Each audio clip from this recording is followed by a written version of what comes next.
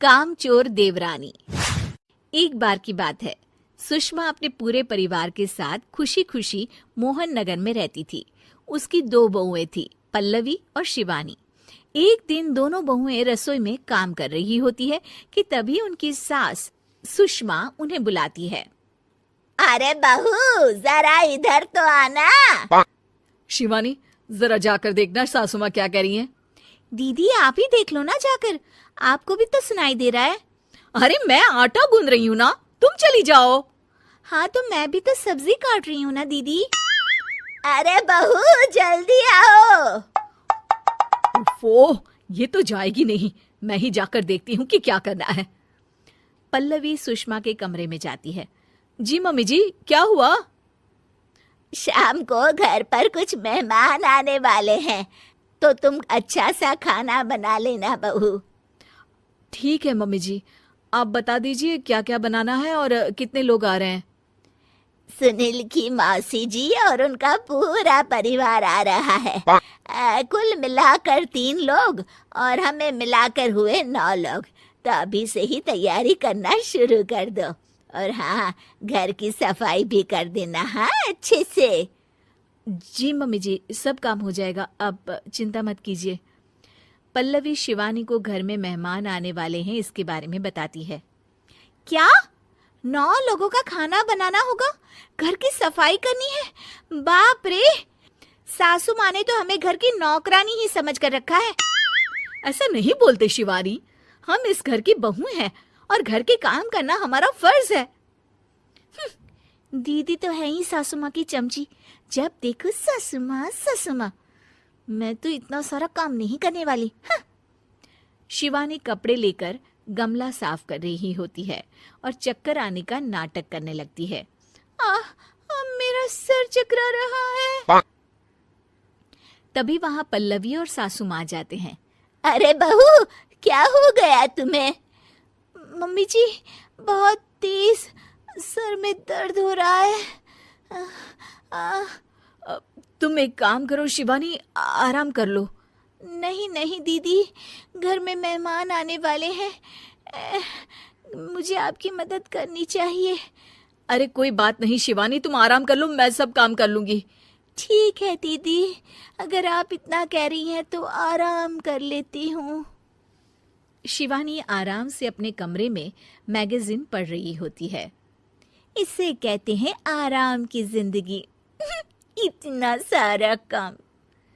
चलो सारा काम खत्म हो गया, शिवानी को देख आती हूँ।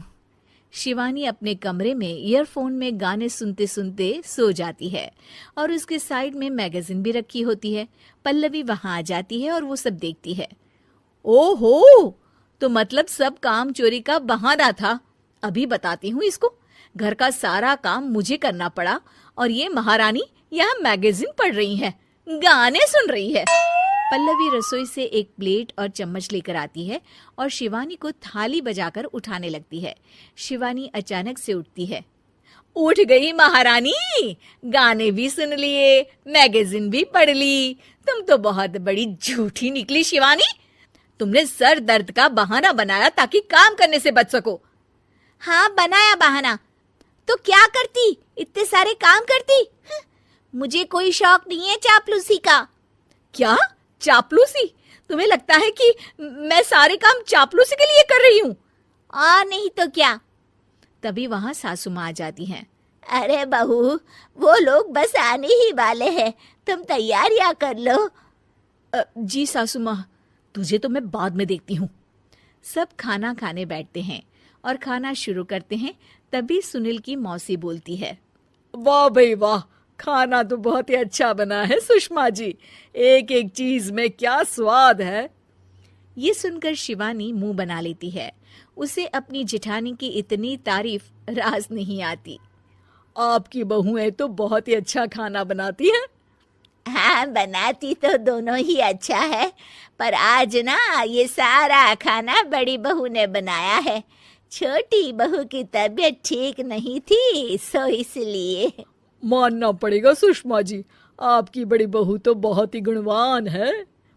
पल्लवी की तारीफ सुनकर शिवानी को जलन होती है। पल्लवी ये सुनकर खुश हो जाती है और शिवानी की तरफ देखकर उसे चिढ़ाती है। कुछ देर बाद मेहमानों के जाने का वक्त हो जाता है। मौसी जी सबके लिए उपहार लाई होती है। वो सबको शगुन के पैसे देती हैं और अंत में पल्लवी के पास आती है।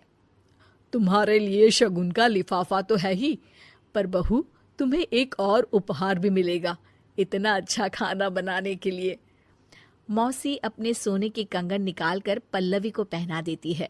ये लो, ये मेरे मनपसंद कंगन है, अब से ये तुम्हारे हुए। धन्यवाद मौसी जी। ये देखकर शिवानी तो पूरी तरह से जल जाती है और गुस्से से रसोई में चली जाती है। तभी वहां पल्लवी आ जाती है और उसे अपने कंगन दिखाने लगती है। देवरानी जी, अब आपका सर दर्द ठीक तो है ना? मुझे लगता है कि अब सर दर्द शुरू हो गया होगा आपका।